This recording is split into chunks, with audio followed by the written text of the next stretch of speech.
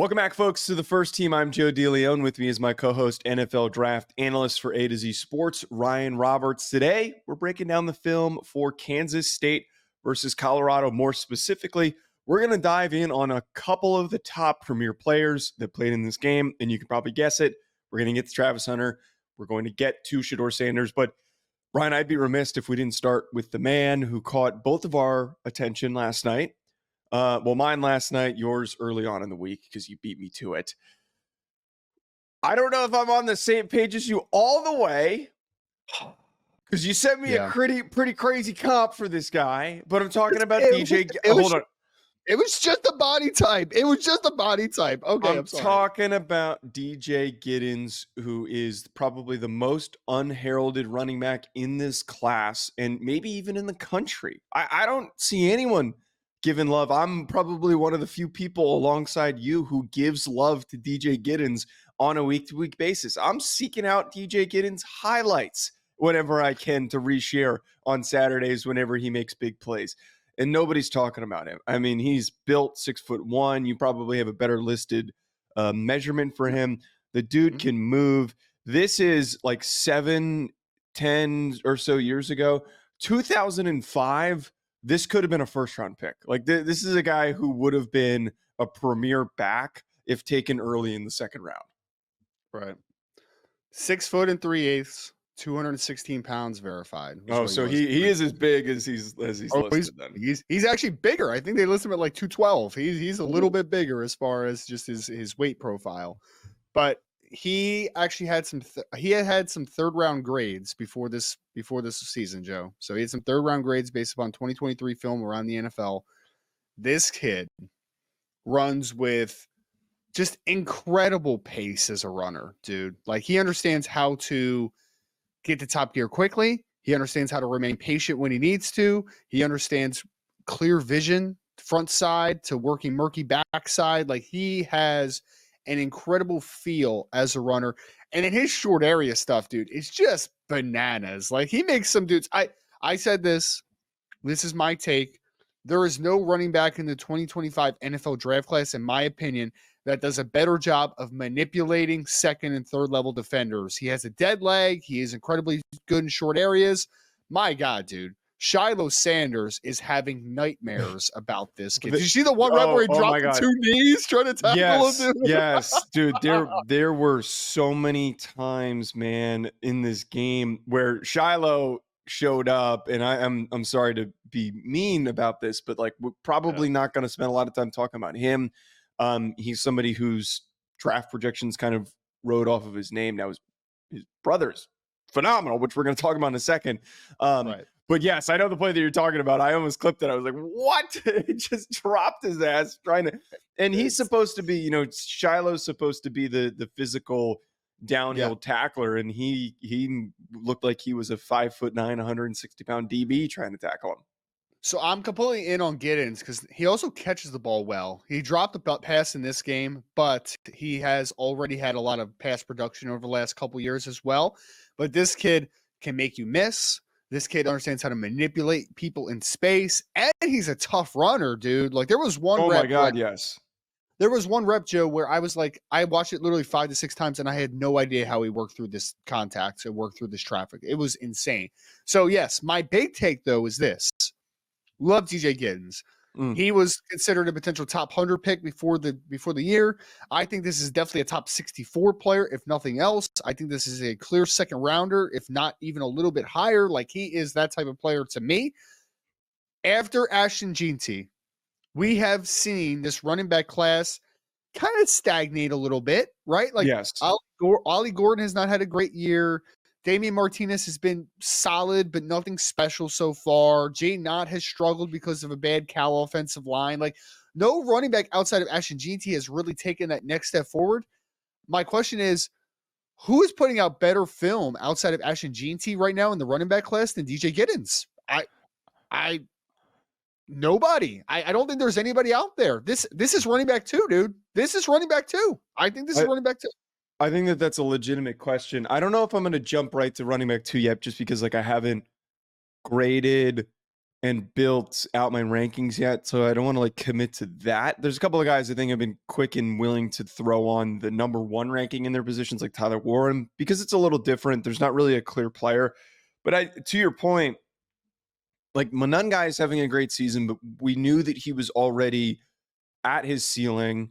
Caleb Johnson's having a great season, but like I don't know if he's even technically eligible or part of this class. But he's one of the risers. He's definitely one of the risers in this class, Caleb Johnson, no doubt. Yeah.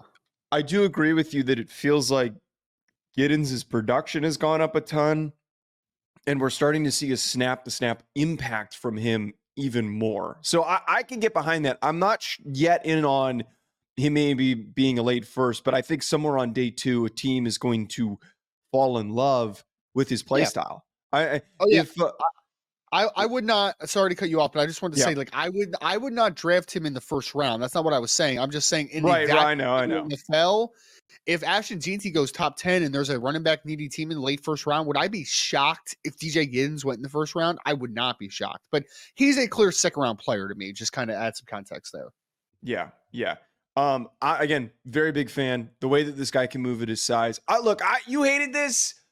Just to say this before we move on, you hated this, but I loved it. I think he reminds me of TJ Yeldon. I flipped on some TJ Yeldon highlights last night, and I was hate it. They have such a similar build. Because I thought that Todd Gurley was bigger. You know, like I thought that Todd Gurley was like bigger, more like the same size. They're the same size. Wasn't he closer to 220? He was 215 as well. Yeah, so we're talking about a 6 foot and some change guy that's 216 and a 6 foot and some change guy that was 220, Joe. It's the same thing, dude. But same thing. here's my issue in that comparison is that just Todd Gurley was such an otherworldly athlete that he was I know. But this is why they the athlete. Yeah, go ahead. But this is why I like the TJ Yeldon comp though, is because I again, similar build, has like a very deceptive flexibility, and because you see the way that TJ Yeldon was structured, that you just thought this kid's going to be downhill straight line, he's not going to be able to do much else. But he was probably one of my favorite running backs when I was growing up because of how flexible he was, like how easy and like how you weren't expecting him to be able to break in and out of these cuts and create for himself. And he has had an impact in the passing game to the point where in the NFL later on in his career, he was deemed to be this go-to receiving back that a lot of teams, the Bills added him for that reason. That was his role with the Jaguars when they had Leonard Fournette. I think that could be Giddens. I really think that could be Giddens in the NFL. Here's the question. Is this because my thing, like the Todd Gurley thing, I'm not saying he's going to be a top 15 draft pick, and I'm not saying he's going to be Todd Gurley, because Todd Gurley, before his knee gave out, his arthritis kicked in, was the best running back in the NFL. I'm not saying DJ Giddens is that. I'm saying the stride, gait, deceptiveness is what reminds me of him. Gurley was like a legit 4.4 flat athlete. Like he was a crazy athlete. DJ Giddens is going to run like 4.58, 4.60. Like that's what he is, right? Like he's not a straight line dude. He is a short area dude. So it's just a play style comp was kind of what I was going at. My question for you, Joe, when you're talking about TJ Yeldon, is that strictly a play style comp, or are you saying that you think he's a second option in the backfield? Like he's that type of guy? Or is he kid? Yeah. No, I'm not saying that, because TJ Yeldon before Leonard Fournette got drafted, he was the primary back in Jacksonville. And I think that it's more of a projection of like when he was coming out. You know, like when Yeldon was coming out, he was an early second round pick. Then he had a ton of fanfare, and he was decently productive and useful, but he was just on a really bad team. I can see DJ Giddens coming in and having those types of aspirations and goals for a coaching staff to try to use him the way that maybe the Jaguars envisioned, but didn't totally pan out. Let's jump though. We're spending a lot of time on Giddens here. He's good, man. We should spend all the time on DJ Giddens today. Yeah, we've talked a lot about quarterbacks. I kind of just want to spend one quick thought each here on Shador Sanders, just because that we've already hyped him up a ton. We talked about him in the quarterback conversation where it feels like he solidified things.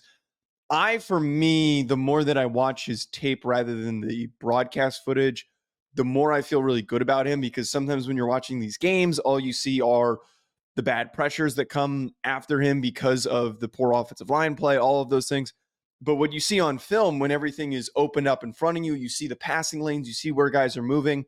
I think he evades pressure super well. And I'm not saying it's to the degree of him being a 4-3 athlete that separates and picks up a huge gain, but he's going to be probably more of a 4-6, 4-7 guy, maybe even slower than that, who's just able to sense what's ever coming behind him and extend and improvise and throw on the run. His accuracy is phenomenal. Like I think that there is not a legit shot, but it feels almost confirmed it's him or Cam Ward at this point.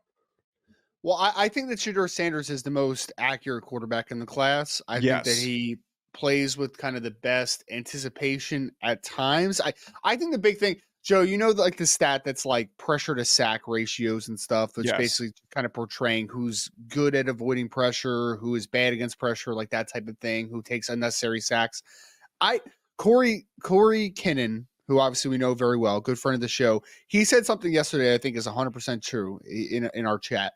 He said with the pressure to sack ratio, you almost have to throw it out with Shador Sanders because it's like so much of the pressures are not created equal. Dude, I mean, there was a couple reps on this game, Joe, where I'm watching. It's just like two guys almost instantaneously on 3-step drops where Shador has to double clutch. It's just like he is getting we'll talk about this Colorado offensive line probably in passing, but this is an awful unit. Look, it's so bad. That affects him a ton.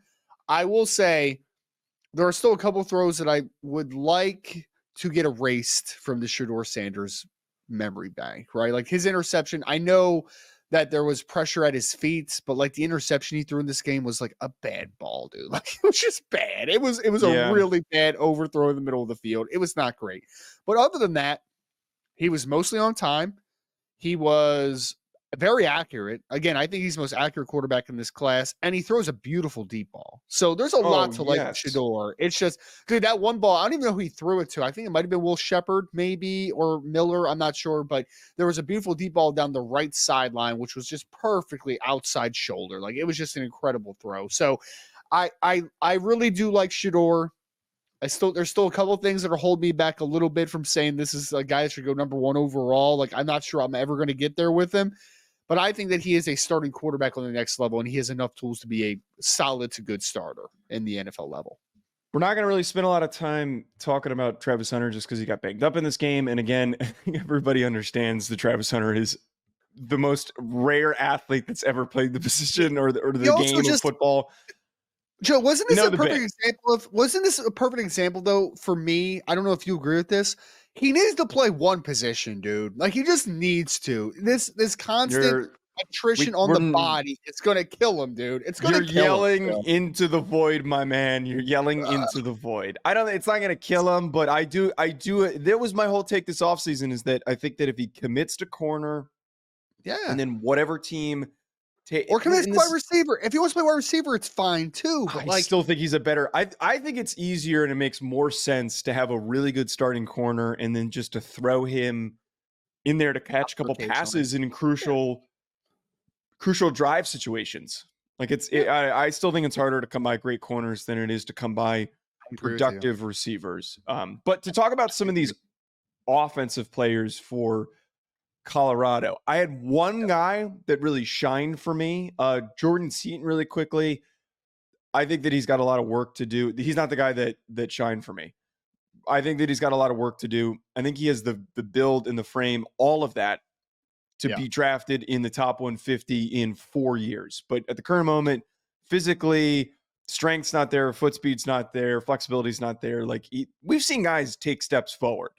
And he's starting as a true freshman, which is a huge boost for him that he's getting experience. By the time he declares, he's going to be super, super experienced. But you and I texted about this a little bit.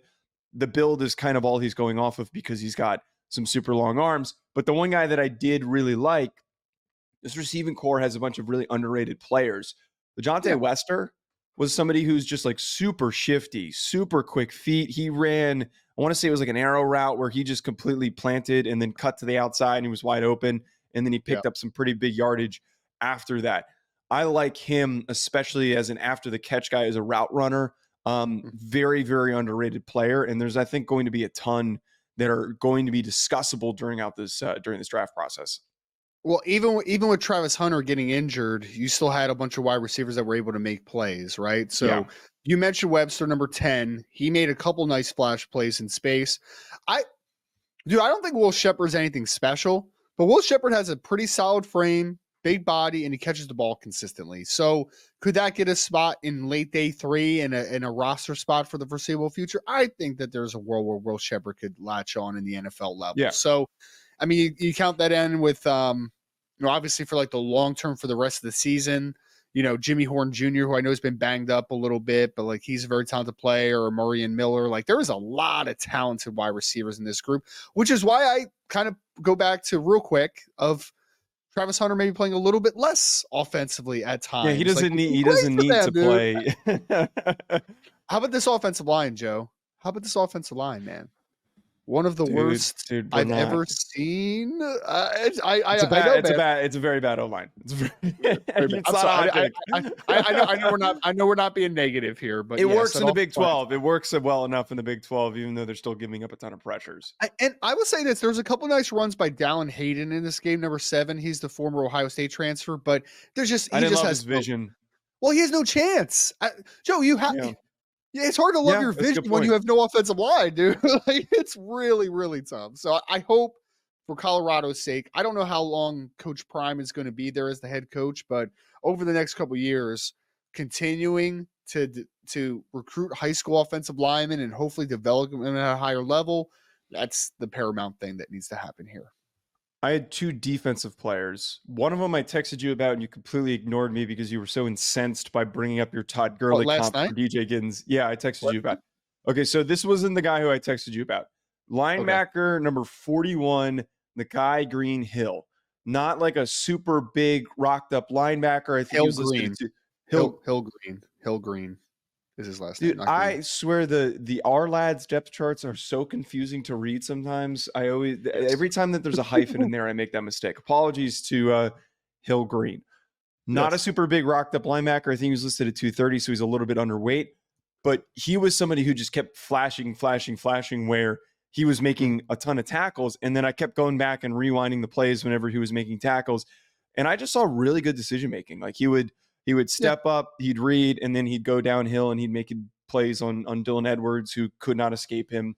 So just like the instincts for him, I don't know if he's like super projectable in this class. I just would like to get more eyes on him. The guy I texted you about was DJ McKinney, the redshirt sophomore, outside corner, number 8. When did you text me? I texted you about him right after I texted you that I thought that DJ Giddens was TJ Yeldon. But thoughts on McKinney, I thought that he had tremendous length.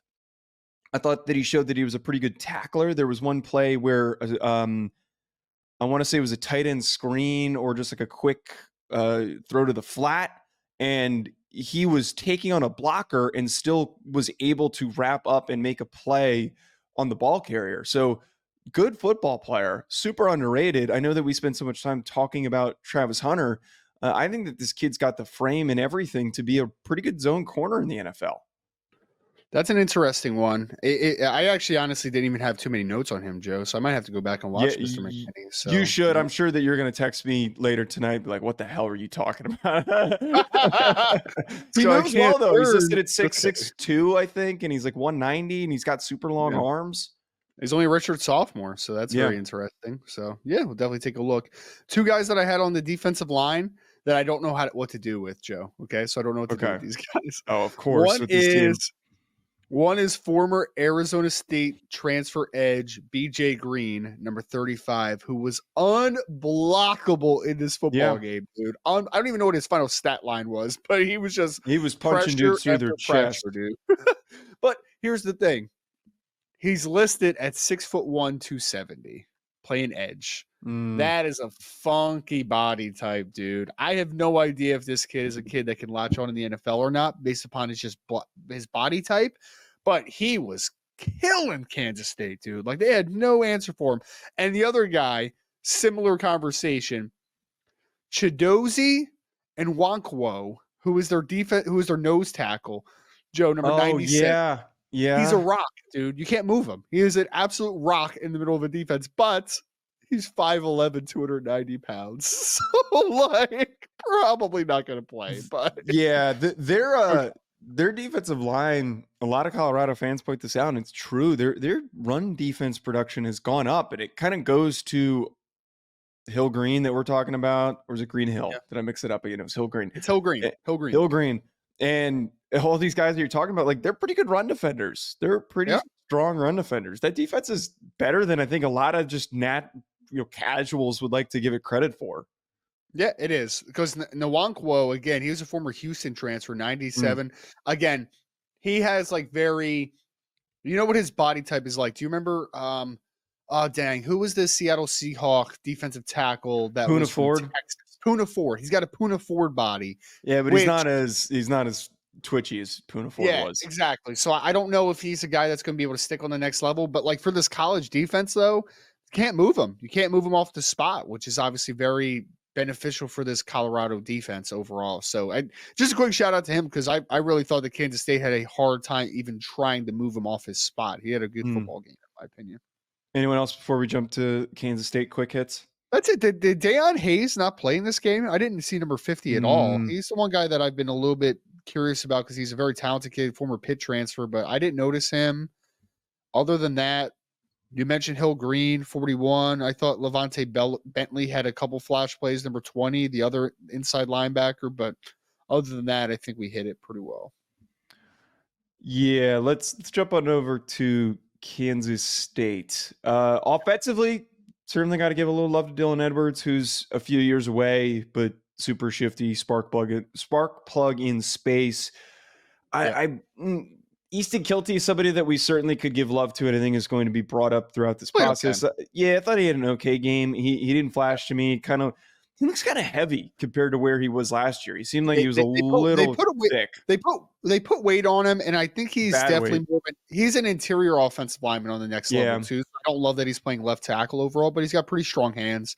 J.C. Brown, the wide receiver, number 1. I don't know if you had a note on him, but I thought that kid was good in this game. Man, that's the kid that I think is the best pass catcher on Kansas State, in my opinion. That kid is, which isn't saying much because I felt like most of the other guys were super. Like Dante Cephas, man, is just a blip. Guy.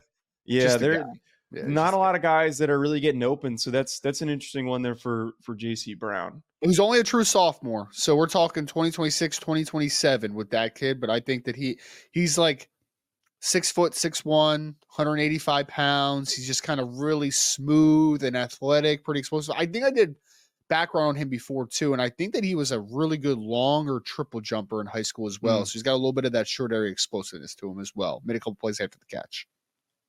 The argument for Avery Johnson certainly won't apply for a couple of years. Yes. I think that he has a ton of work to do. But I think he's a great athlete. I think he could be an interesting. Yeah. This is the vaguest, laziest take to possibly have. I think that there is going to be an interesting, fun conversation for him in 3 years when he is a redshirt senior, and hopefully he does not try to declare early. Because like you see the tools, man. Like you see that he's probably going to test with some crazy 40 time and some short area numbers if he tests and does those things. And like. Ball velocity is not crazy. He's not a very good deep ball thrower. He's not there yet. But the way that he's able to maneuver the pocket with pressure and throw on the run, those are tangible traits that not a lot of guys have that I think is important. I don't have enough to like really have a take, but you understand why that there's hype around this kid in just the general college communities. Notre Dame recruited him for a little bit. So I talked to him for Irish Breakdown. I interviewed him. I wrote an article on him. Yeah. So he was kind of like one of the most boring interviews I ever did, Avery. I'm sorry. Oh, Avery Johns. Shout out. So he was like early on in the recruiting process for Notre Dame. Notre Dame loved Dante Moore, obviously, who silently committed to them but never went public. They liked Chris Vizina, that's at Clemson. They liked Jackson Darnold a little bit. I keep calling him Darnold. Jackson Arnold. I'm sorry. I know. I'm doing that on purpose. I was, but now it's just kind of been entrenched in my mind a little bit. So Jackson Arnold was on that list, and then like it was next was kind of like Avery Johnson. He was on the list, but he was a little bit lower down the priority list. But then after the Dante Moore saga, they tried to get back in with Avery Johnson. It was just kind of too late at that point. Obviously, he's a Kansas kid and stayed at home in the state to play for Kansas State. Joe, he is a legit athlete. Like he ran like 4.51 in the 40 coming out of high school. Like he is going to be probably a 4.4 something athlete as a runner. This kid, He's Haynes can King, run. but he can actually throw the ball. Oh man, dude, some of his decision making is just bad. Some of his accuracy is rough, but he has an occasional throw. There was one throw, I think it was to J.C. Brown, if I remember correctly. It was down the sideline where I was like, okay, that's a good ball. There's some pace there. That looks better. Looks a lot better. But at worst, he's a really good college quarterback, potentially long term, and he'll get a look in the NFL. I feel like I'm looking at Adrian Martinez again here. I don't know. And that's not a shock because Adrian Martinez was good at Kansas State before he got injured. I think he's better than Adrian Martinez. Come on, I don't man. know, Don't say that know. Sean's gonna in an hour is gonna be like, were you talking about Adrian Martinez? Did you compare Avery Johnson to Adrian Martinez? That man loves Adrian Martinez. He is going to not stop. You don't know his bit. You don't understand Sean's bit. He's got his whole book of Adrian Martinez. And the minute that he has a little bit of fodder for comparing Avery Johnson to the new Adrian Martinez, that will be his new Lord and Savior. So don't say that crap on this podcast. My point is that we're talking about a really athletic quarterback who, not sure if we'll ever see an NFL passer, but a borderline-ish type of player there, but could be a dynamic college quarterback is kind of where I see with Avery Johnson right now. Defensively, I feel like the defense for Kansas State has been not underwhelming. They've been the weakness. Their secondary has given up a lot of big passing performances to a lot of different guys. Yeah.